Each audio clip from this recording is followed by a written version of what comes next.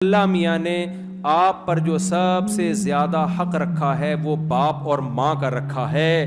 آج یہ حقوق بھی انسانی حقوق کے نام پہ ان کی حق تلفی ہو رہی ہے. کمال کی بات یہ ہے کہ دنیا میں ہم نے ٹریولنگ کی, عورتوں کے حقوق بھی ہیں, مردوں کے حقوق بھی ہیں, جانوروں کے حقوق بھی ہیں, کتوں کے حقوق بھی ہیں, بلیوں کے حقوق بھی, کینگرو کے حقوق بھی ہیں, لیکن ماں باپ کے حقوق پر بات کرنے والا پوری دنیا میں کوئی بھی نہیں ہے. مبہم نعرے ہیں عورتوں کے. کیا مطلب بھائی, عورت کے حقوق کا کیا مطلب ہے؟ مبہم نعرہ تو لگا دو نا عورت کے حقوق. اسلام نے مبہم نعرے نہیں لگائے. اسلام نے کہا عورت اگر بیوی کی شکل میں ہے تو اس کے کچھ اور حقوق ہیں, بہن ہے تو اس کے حقوق کچھ اور ہیں, اماں ہے تو اس کے حقوق کچھ اور ہیں, بیٹی ہے تو اس کے حقوق کچھ اور ہیں. وہ ایکسپلین کرتا ہے, ہوائی نعرے نہیں لگاتا اسلام. گورے نے جو نعرے لگائے ہیں ہوائی نعرے ہیں, ویمن رائٹس, ہیومن رائٹس.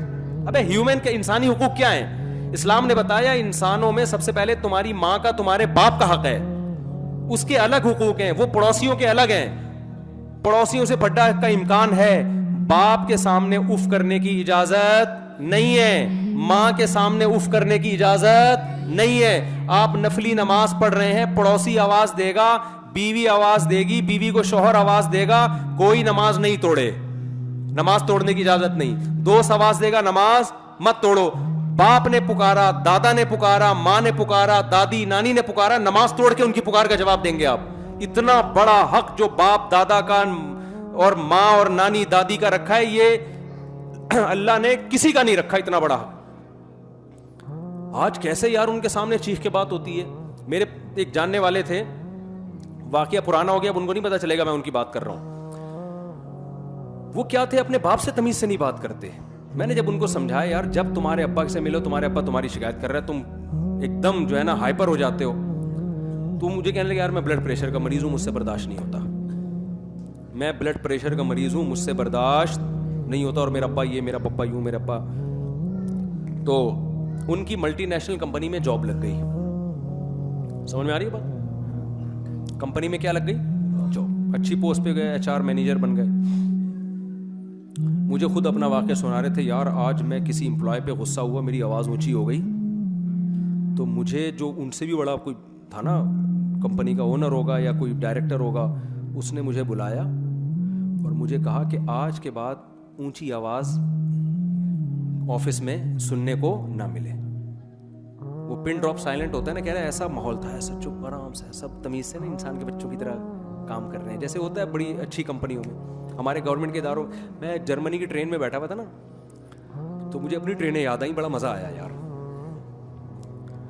ہم کیا کر رہے ہیں, ولاگ بنا رہے ہیں نا ٹرین میں, جرمنی میں نہیں, پتہ نہیں, جرمنی سے پیرس جا رہے تھے ہم نا ٹرین میں. جب بیٹھے ہم تو یہاں کے ٹرینوں کا اپنا مزہ ہے یار. تو اسٹیشن پہ نا ہم کوئی آواز ہی نہیں آنی گرمنڈے کی, کرارے پاپڑے اور سموسے یا کوئی اس طرح کی نا آڑی ترچھی ہے نہیں, گرمنڈے یا اس طرح کی آوازیں آ رہی ہوتی ہیں نا, کرارے پاپڑے, تو کچھ آواز ہی نہیں آ رہی. بولے تمیز سے سارے وہ گورے آ رہے ہیں. میں نے کہا یار اتنی تمیز میں تو ڈپریشن ہوتی ہے انسان کو نا ایسی. اچھا کیا ہوا ہے کہ بڑی تمیز, گوروں میں تمیز بہت ہے, یہ ماننا پڑے گا, ڈسپلن, تمیز, لڑتے وڑتے نہیں ہے, یہ ہے, یہ پازیٹیو چیز ہے.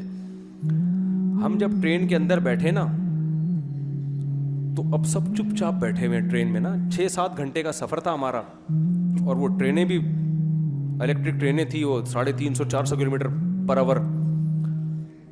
اب کیا ہے کہ میں گوروں, میں تو بہت آبزرو کرتا ہوں یار, یہ کیسے تمیز سے بیٹھے ہوئے ہیں. کوئی لیپ ٹاپ پہ کام کر رہا ہے, کوئی کتاب کا مطالعہ کر رہا ہے, کسی نے کوئی بات ہی نہیں کر رہا, کہ کرنی بھی ہے تو بڑے آرام سے نا.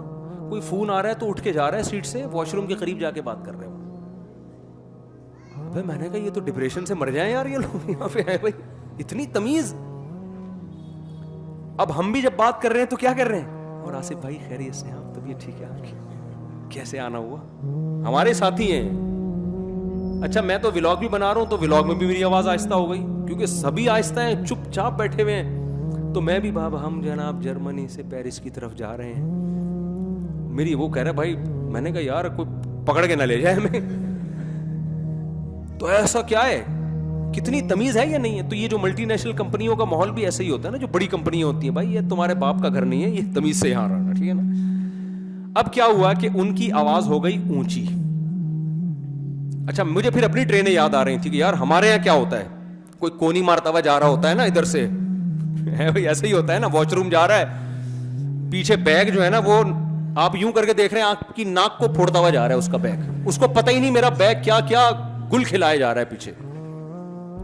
پھر کوئی اوپر سے برتھ سے کوئی پوٹلا گرے گا دھڑام سے.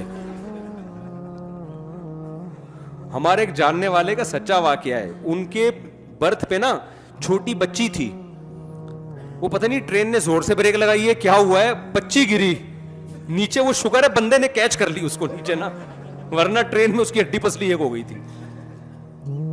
ہماری ٹرینوں کی ٹیکنالوجی دیکھو یار, ایک آدمی ٹرین میں چڑھا, برتھ پہ جا کے سو گیا, ٹرین لاہور جا رہی تھی, اب لاہور میں گئی ہے, دھل دھلا کے واپس آ گئی, اس کی آنکھ کھلی راستے میں, اس نے نیچے والوں سے پوچھا کہاں جا رہے ہیں, انہوں نے کہا ہم تو کراچی جا رہے ہیں. کہہ رہے یار کیا سائنس کی ترقی ہے یار, ایک ہی ٹرین ہے, برتھ لاہور جا رہی ہے, نیچے کی سیٹیں کہاں جا رہی ہیں. سائنس ٹیکنالوجی یا تو ترقی ہو نہیں رہی تھی یا ہوئی ہے تو ہو بھائی اتنی ہو گئی. اچھا خیر, تو وہ مجھے کہتے ہیں کہ میں نے کیا کیا, میں نے, باس نے مجھے کہا کہ آج کے بعد دوبارہ آواز اونچی ہوئی تو چھٹی آپ کی, یہ پہلی دفعہ یہاں ہوا. اس کے بعد 1.5-2 سال انہوں نے وہاں جاب کی ہے, کبھی ان کی آواز, ڈپریشن اور بلڈ پریشر کے مریض کی آواز کبھی بھی بلند نہیں. میں نے اس سے بڑا عبرت حاصل کی. میں نے کہا یار دیکھو وہاں جاب جانے کا خطرہ ہے, باس کے تو احسانات نہیں ہے, وہ تو تمہیں تنخواہ دے رہا ہے تمہیں نچوڑ کے, تمہارے تجربے سے فائدہ اٹھا رہا ہے, خود کروڑوں روپے چھاپ رہا ہے, تمہیں 2 لاکھ 3 لاکھ 4 لاکھ روپے دے رہا ہوگا نا, تم اس پر الٹا احسان کر رہے ہو. چند ٹکوں کی خاطر اب نہ بلڈ پریشر رکاوٹ بن رہا ہے اور نہ یہ کروایا جو آج تم مینیجر بنے ہوئے ہو, اپنی تنخواہ سے گودوں میں لے کے تمہیں گھوما, تمہیں گھر دیا, تمہیں نسب دیا, قوم دی, خاندان دیا, اس کی وجہ سے تمہاری پہچان ہے. وہ جب تھوڑا سا آڑا ترچھا ہوتا ہے تو آپ کی آواز کیا ہو جاتی ہے, اونچی, اور آپ کہتے ہیں میں ڈپریشن کا مریض ہوں, مجھ سے برداشت نہیں ہوتا. تو باس کے سامنے جتنی تمیز سے بات کرتے ہو نا, اس سے زیادہ میٹھا پن باپ اور ماں کے سامنے کرو. سمجھتے ہو, باس کے سامنے تمیز سے بات کرنے پر تنخواہ کے علاوہ کچھ بھی نہیں ملتا. خدا باپ کے سامنے اگر جھکو گے اور نرم لہجے میں بات کرو گے, اللہ گناہوں کو معاف کرے گا. حدیث میں کیا مصیبتیں ٹالے گا اللہ آپ سے. حدیث میں کیا آتا ہے کہ غار میں بند ہو گئے 3 آدمی اور منہ پہ پتھر آ کے بند ہو گئے, وہ موت تھی ان کی بھوک اور پیاس سے, تو تینوں نے اپنے عمل کا واسطہ دیا. ایک نے کیا واسطہ دیا, اے اللہ میں اپنی بکریوں کا دودھ نکال کے ماں باپ کے لیے پہلے ماں باپ کو پلاتا تھا, بعد میں اپنے بچوں کو. ایک دن میں تھکا ہارا گھر آیا, دیر ہو گئی, میرے ماں باپ سو گئے, میں پوری رات اپنے ماں باپ کے سرہانے کھڑا رہا ہوں دودھ کا پیالہ لے کے, کہ پہلے ان کو پلاؤں گا پھر کس کو, پھر اپنی اولاد کو پوچھوں, پہلے ان کو پلاؤں گا میں. اور ان کو اٹھا بھی نہیں رہا کہ نیند خراب نہ ہو. صبح صادق ہوئی ہے, پوری رات کھڑا رہا ہے, پوری رات. ایسی عزت, ایسا اکرام. اس کا نتیجہ کیا نکلا, حدیث میں آتا ہے کہ وہ پتھر جو تھا اللہ کی قدرت سے غار کے سرک گیا وہ پتھر. تو ماں باپ کی خدمت کا آخرت میں اجر بعد میں ملتا ہے, دنیا میں پہلے ملتا ہے. باس کے ساتھ اخلاق سے پیش آنا آپ کی مجبوری ہے, ثواب نہیں ملے گا اس پہ. اصل تو آپ کے اخلاق کا پتہ چلتا ہے بوڑھی ماں اور بوڑھے باپ کے ساتھ کیسے پیش آتے ہو آپ. تو سمجھ میں آ رہی ہے کہ نہیں آ رہی ہے, تو بھائی ایک طرف ہو جاؤ, یا تو ادھر یا ادھر ہے, تو پھر یہ چیزیں ملیں گی, اور پھر اس کا فائدہ آپ کو دنیا میں بھی ہوگا. آپ بھی تو کسی دن بوڑھے ہوگے نا. ایک تو جلدی شادی نہ کرنے کے یہ بہت بڑا سائیڈ افیکٹ یہ آ رہے ہیں کہ پہلے زمانے میں بچوں کی شادیاں جلدی ہوتی تھیں, آپ کی جوانی میں بچے جوان ہو گئے, وہ آپ کو اپنے ابا کی خدمت کرتے ہوئے دیکھتے تھے. ہم نے تو یہی دیکھا یار, اپنے رشتہ داروں کو دیکھا ہے اپنے ماں باپ کی کیسے خدمت کر رہے ہیں, تو ہمیں بھی خیال ہوتا ہے اب یہ بوڑھے ہیں ہمیں بھی کرنی ہے ان کی. کریں نہ کریں لیکن ایک احساس کمتری تو ہوتا ہے نا, احساس ذمہ داری تو ہوتا ہے, ایک احساس ندامت تو ہوتا ہے. آپ اتنی جلدی اپنے بچوں کی شادی ایسے ٹائم پہ کراؤ کہ وہ بچے جو ہے نا اپنے باپ کو دیکھیں کہ دادا کی خدمت کیسے ہوتی ہے, دادا کیسے گھر میں حکومت کرتا ہے. دادا بننے سے پہلے ہی فوت ہو جاتے ہیں.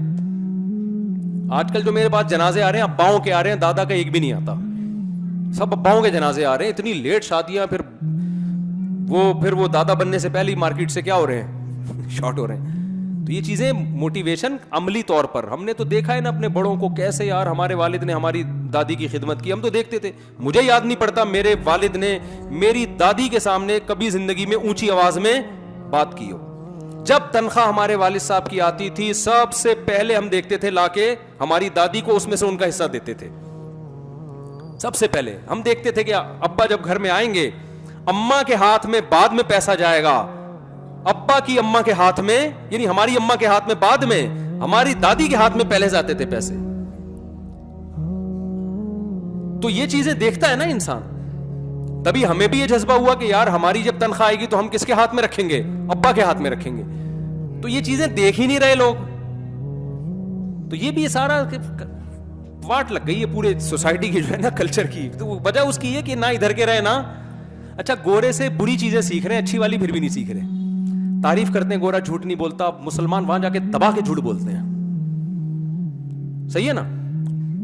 اور گورا جو ہے وہ ٹریفک کے قوانین کی پابندی کرتا ہے, ٹریفک کے قوانین میں گورے کو فالو نہیں کیا جاتا. گورا ٹیکس دیتا ہے, ٹیکس نہیں دیا جاتا. یہ ساری چیزیں مانتے ہیں.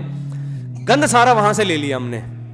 گورا پیتا ہے, یونیورسٹیوں میں پینے پلانے کا کیا ہے. گورا گرل فرینڈ رکھتا ہے, گرل فرینڈ یہاں بھی رکھی جا رہی ہے. گورا ابا کو نہیں مانتا, ہمارے یہاں بھی. تو گورا ابا لیس ہو گیا ہے. ابا کے حقوق کی وہاں بات ہو ہی نہیں سکتی نا. اب گوروں کا آپ بیان کرو ابا کے, وہ کہیں گے بھائی 2-4 لوگوں کے ابا ہیں وہ سائڈ پہ ہو جائیں, باسوں کے تو ہے ہی نہیں. تو وہ تو اب اس سے بڑے مسائل کھڑے ہو گئے ہیں. کسی کے ابا ہیں, کسی کے ابا فری ہو گئے ہیں وہ لوگ. تو یہ بڑے حساب کتاب چل رہے ہیں. تو میرے بھائی آپ ایک طرف ہو جاؤ, خدا کی قسم دنیا میں سکون ملے گا, کیونکہ نبی نے فرمایا ایمان کی مٹھاس وہ شخص چکھ لے گا جو دل سے ایمان کو قبول کر لے, اس کو اسلام میں مزہ آنا شروع ہو جائے گا. تو اسلام بڑا مزے کا مذہب ہے اگر دل و جان سے اس کو گلے سے لگاؤ آپ. اگر آدھے تیتر آدھے بٹیرو تو ٹینشن کے علاوہ کچھ بھی حاصل نہیں ہوگا. تو جو خواتین بیان سن رہی ہیں ان سے بھی کہتا ہوں ایک دفعہ دل و جان سے اسلام کو گلے لگا لو, اور آپ سے بھی کہتا ہوں ایک دفعہ دل و جان سے کشتیاں جلا کے اسلام کو, طارق بن زیاد نے کشتیاں جلا دی تھی نا کہ یار اب واپسی کا آپشن ختم کر دیا, اب تو لڑنا ہی ہے, جب مرنا ہی ہے تو پھر جنگی جیت کے جائیں گے ہم, ٹھیک ہے نا, کیونکہ وہاں بھی پیچھے دریا ہے مریں گے. تو یہ کشتیاں جلا کے اسلام میں داخل ہو. سمجھتے ہو کہ نہیں سمجھتے؟ اللہ سمجھنے کی عمل کی توفیق عطا فرمائے.